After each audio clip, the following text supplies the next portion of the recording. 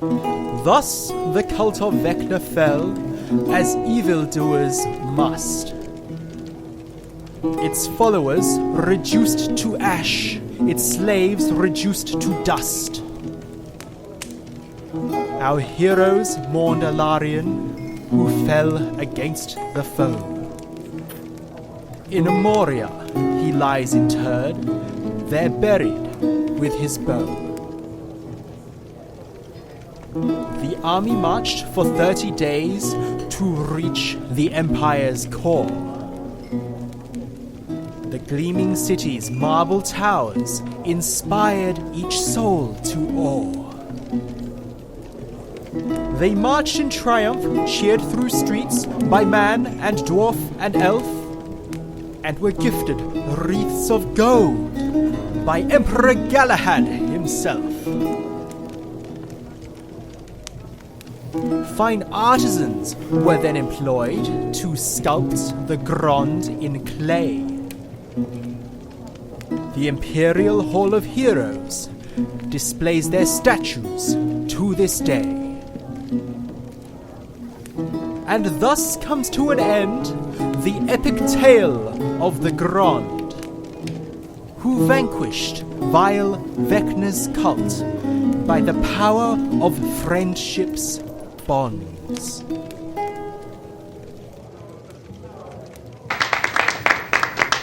Thank you. That was The Ballad of Grand by Zaleria Farlin, who composed this work following her own vital role in the adventures thus described.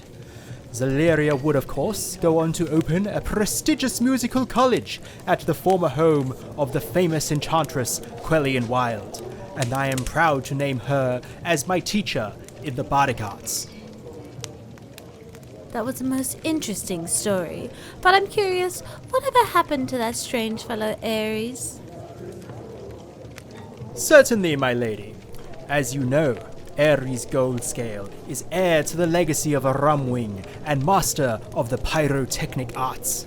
A full-grown dragon now, he resides still in the Tower of Flight with his servants and apprentices, conducting deep research on the nature of the arcane, while maintaining a watchful eye over his dominion. Yet, if the rumors be true, he finds his new and greater form something of a curse, as it renders his greatest desire, the transfiguration of his hands, a more forlorn hope than ever. Excuse me, sir. I want to hear more about Korga the Fearless. Of course, young lad. Korga the Fearless, a powerful warrior who vanquished many enemies of Grand. Following the victorious celebration, Korga journeyed back to the great battlefield to search for his lost father, only to find the body of the former Great Khan Groma among the uncounted corpses. After performing the traditional crematory rites of his people, Korga resolved to reclaim his father's legacy as the Great Khan of the Eastern Hordes. Even now, rumors swirl of upheavals in the east as Korga begins to unite the tribes once more. Tell them about Brother Caden. He is a well-liked figure in my home city of Ironwood, but others should hear his tale too. Of course, good sir. Brother Caden, the devotee of Lathander and champion of the Dawn. Caden returned to his god's sanctuary in Ironwood and was united with his daughter Gabby once more. He would continue to serve his city in the name of the Morning Lord.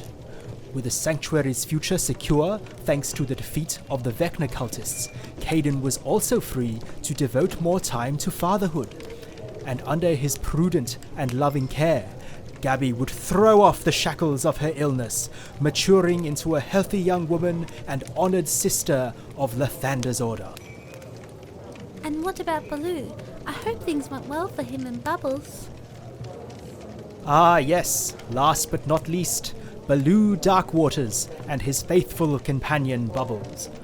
Following the triumphal procession, the inseparable pair journeyed to the odious Bloodthorn Forest, which had been thrown into chaos by the depredations of the Obsidian Oblex. For 3 long years did the halfling and the griffin toil in that untamed and corrupted jungle until the balance of nature was at last restored. With their task done, the pair disappeared from the pages of history.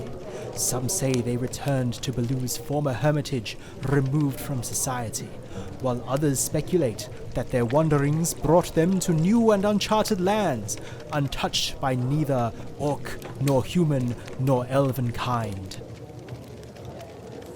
And with that, good sirs and madams, this bard shall take his leave. You have been an excellent audience, and I am most grateful for your patronage. Please enjoy the remainder of your evening.